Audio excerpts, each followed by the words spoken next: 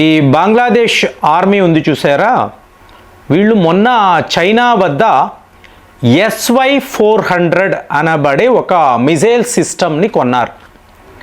ఎందుకు కొన్నారు అంటే బంగ్లాదేశ్ ఆర్మీ మోడర్నైజేషన్, కొత్త కొత్త ఆయుధాలు మేము మా ఆర్మీలో ఇంటిగ్రేట్ చేస్తున్నాం. ఎవరి కోసము? ఒకటి, భారత్ను ఎదిరించడానికి. ఏంటి, మీరు ఒక మిజైల్ సిస్టమ్ కొనుక్కొని భారత్ను ఎదిరిస్తారు. సరే, బాగుంది. ఇంకొక కారణం ఏమిటి అంటే టోటల్ బే ఆఫ్ బెంగాల్ను సెక్యూర్ చేయడం. ఇక్కడ మాదే డామినేషన్ అని చెప్పి ప్రపంచానికి చూపించడానికి ఇలాంటి కొత్త కొత్త ఆయుధాలను కొనబోతున్నాము. బాగుందా? ఇదేనండి ప్రాబ్లం. ఈ పాకిస్తాన్, బంగ్లాదేశ్ లాంటి దేశాలు వాళ్ళ సత్తా ఏమిటి, వాళ్ళ కెపాసిటీ ఏమిటి, అసలు వాళ్ళ వద్ద ఈ ఆయుధాలు కొనడానికి ఎంతెంత బడ్జెట్లు ఉన్నాయి, డిఫెన్స్ బడ్జెట్ అంటాం చూసారా, మీకు ఎంత డబ్బు ఉంది. ఇదంతా ఏంటి, చైనా వాడు అప్పుగా ఇస్తాడు, ఇచ్చి కొన్ని ప్రాంతాలను వాడు కబ్జా చేసుకుంటాడు. ప్రజల భూమి మాకేంటి. సరే, పాలిటిక్స్లో ఏంటంటే మాదే అధికారం. ఇది మీకు పాకిస్తాన్లోనూ చూడొచ్చు, ఇప్పుడు బంగ్లాదేశ్ మహమ్మద్ యూనస్ ఇతని వ్యవహారంలో కూడా చూడొచ్చు. ఇప్పుడు ఇలా ఎందుకు చేస్తారు అంటే రెండు అతి ముఖ్యమైన కారణాలను మనం చూడాలి. ఒక కారణం చూడండి, ఈ మిజైల్ సిస్టమ్ని ఎప్పుడైతే కొన్నాడో ఇతను పాకిస్తాన్కు సంబంధించిన ఒక ఉన్నత అధికారిని కలిసి ఒక పుస్తకాన్ని బహుమానంగా ఇస్తున్నాడు. ఈ పుస్తకంలో ఒక మ్యాప్. ఈ మ్యాప్ ఏమిటి అంటే బంగ్లాదేశ్ అలాగే భారత్కు చెందిన మీకు 7 సిస్టర్స్ స్టేట్స్ అని అంటారు కదా, నార్త్ ఈస్ట్లో ఉండే 7 రాష్ట్రాలు, అస్సాం నుంచి అరుణాచల్ ప్రదేశ్ దాకా, ఈ రాష్ట్రాలంతా, ఈ ప్రాంతాలంతా బంగ్లాదేశ్కు సంబంధించిన భూభాగాలు అని చెప్పి ఈ మ్యాప్లో చూపించాడు. చూడండి, చైనా వాడు ఎలాగైతే ఈ అరుణాచల్ ప్రదేశ్ను సౌత్ టిబెట్ అంటాడు, ఆ ప్రాంతాన్ని టిబెట్లో చూపిస్తాడు. వీడు కూడా అంటే చైనా చేసింది అంటే ఒక పెద్ద దేశము, జిత్తుల మారితనం. నువ్వు ఏంటి, బంగ్లాదేశ్ కెపాసిటీ ఏమిటి? సో వీడు కూడా సరిగ్గా అలాంటి ఒక తెలివితేటలు ప్రదర్శించాడు, చూపించాడు.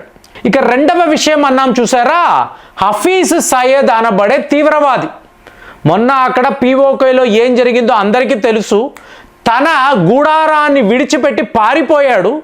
ఇప్పుడు అతని యొక్క ఫ్రెండ్ ఎయిడ్, ఇంపార్టెంట్ ఎయిడ్, ఇతను ఇండో బంగ్లాదేశ్ సరిహద్దుల్లో తిరుగుతున్నట్టుగా మీకు వార్తలు.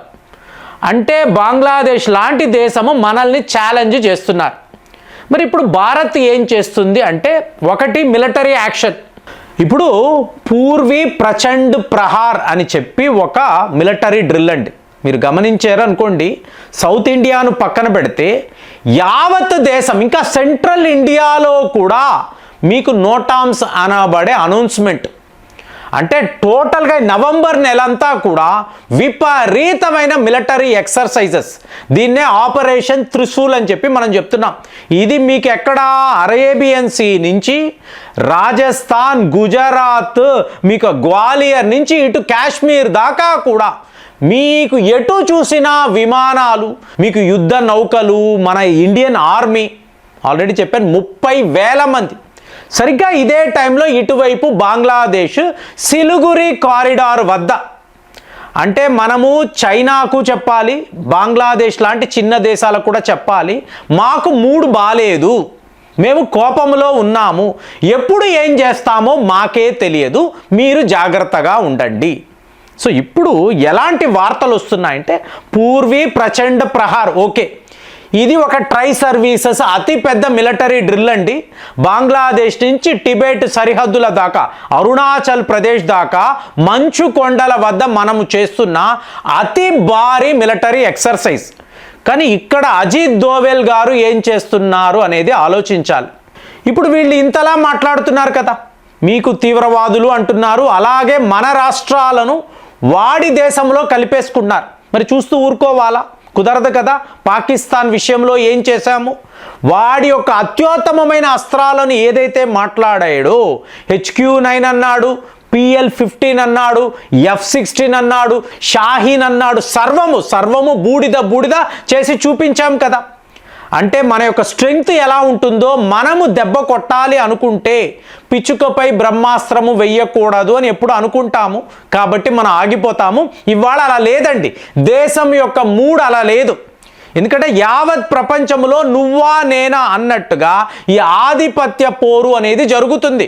ఒకవైపు రష్యాను చూడండి, ఇంకొక వైపు అమెరికాను చూడండి, మీకు యూరోప్ దేశాలు. సో మీకు ఒక మేజర్ కాన్ఫ్లిక్ట్లో ఉన్నప్పుడు సౌత్ ఈస్ట్ ఏషియాలో అలాగే ఇండియన్ సబ్ కాంటినెంట్లో ఇక్కడ కూడా ఈ పవర్ ప్లే అనేది ఉంది. సో ఇప్పుడు ఇందులో ఇండియా అన్నప్పుడు చాలా ముఖ్యమైన దేశము, కాబట్టి మనము మన పొరుగు దేశాలను ఎప్పుడూ కూడా చెక్కులో పెట్టడం. పోయిన వీడియోలో కూడా మాట్లాడాను, పుతిన్ గారు ఎలా ఆలోచిస్తున్నారో, ఏ స్థాయిలో అతని యుద్ధ నీతి ఉందో ఇక్కడ భారత్లో మోదీ గారు కూడా అలాగే ఆలోచిస్తున్నారు. సో ఇప్పుడు తెహ్రీక్ తాలిబాన్ పాకిస్తాన్ అనబడే యుద్ధ వీరులు పాకిస్తాన్ని అడిగారు అనుకోండి, వీళ్ళు తీవ్రవాదులండి, మా దేశంలో అల్లకల్లోలము సృష్టిస్తున్నారు, ఎక్కడ చూసినా కూడా బాంబ్ బ్లాస్ట్లు, తీవ్రవాద దాడులు, సో వీళ్ళ ఏరివేతను మేము మొదలుపెట్టాము. అసలు విషయం ఏంటి, టీటీపీ వల్లే పాకిస్తాన్ ఆర్మీకి నష్టము, వీళ్ళు వాళ్ళని పరిగెత్తిస్తున్నారు. కానీ వీళ్ళేదో యాంటీ టెర్రరిజం డిపార్ట్మెంట్, మా స్క్వాడ్స్ ఇక్కడ అక్కడ ఇన్ని మాట్లాడతారు. సో ఇప్పుడు వార్తలు ఏమిటి, మహమ్మద్ యూనస్కి బుద్ధి చెప్పాలి. ఒకటి మిలిటరీ ద్వారా, రెండవది ముళ్ళుతోనే తీయాలి, వాడి విషాన్ని వాడికే మనము తినిపించాలి. ఈ లెక్కన మీకు యావత్ బంగ్లాదేశ్లో ఒక ట్రెండ్ నడుస్తుందండి. అంటే పాకిస్తాన్లో ఉండే టీటీపీ అనబడే యుద్ధ వీరులు ఇవాళ బంగ్లాదేశ్ దాకా వచ్చేసారు. ఇది వార్త. అంటే భారత్కు వ్యతిరేకంగా ఏ తీవ్రవాద సంస్థ పనిచేస్తుందో వాళ్ళని ఎంచుకొని వాళ్ళ నాయకులను లేపేయడానికి మనము అన్నోన్ గన్మ్యాన్ అని మాట్లాడుతున్నాము. ఇప్పుడు వీళ్ళు బంగ్లాదేశ్ దాకా కూడా వచ్చేసారు.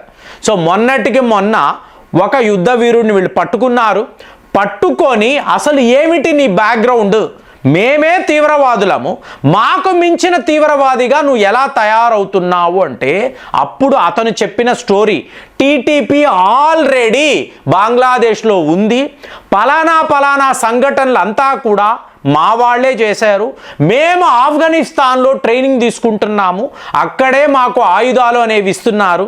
ఇదే స్టోరీరా బాబు. పాకిస్తాన్, బంగ్లాదేశ్ తీవ్రవాద దేశాలు, వాళ్ళు రిక్రూట్మెంట్ చేస్తారు, వాళ్ళు డబ్బు ఆయుధాలు ఇస్తారు, భారత్కు వ్యతిరేకంగా పంపిస్తారు.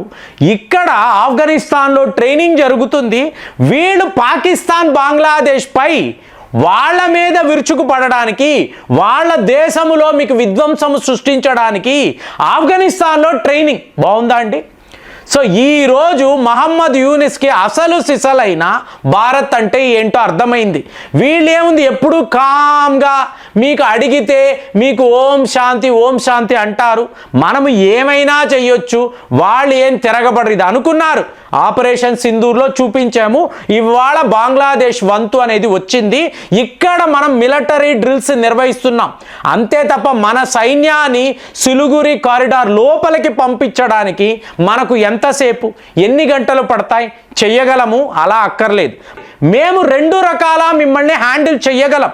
మిలిటరీ ద్వారాను నిన్ను ఎదుర్కోగలము, అలాగే యుద్ధ వీరులను కూడా మీకు వ్యతిరేకంగా మేము పంపించగలము, వాళ్ళకి ఏం కావాలో కూడా మేము చెయ్యగలము. ఈ లెవెల్లో మన ప్లానింగ్ ఉన్నప్పుడు మహమ్మద్ యూనస్ అనే పిచ్చివాడు మన రాష్ట్రాలను బంగ్లాదేశ్ దేశముగా చూపించాడు అంటే వాడిని ఎక్కడ ఎలా కొట్టాలి అనేది అజిత్ దోవల్ గారికి తెలుసు అంటారా, తెలియదంటారా? మీ ఆలోచనలు ఏంటి? కామెంట్స్లో రాయండి. మళ్ళీ వచ్చే వీడియోలో కలుద్దాం. జై హింద్.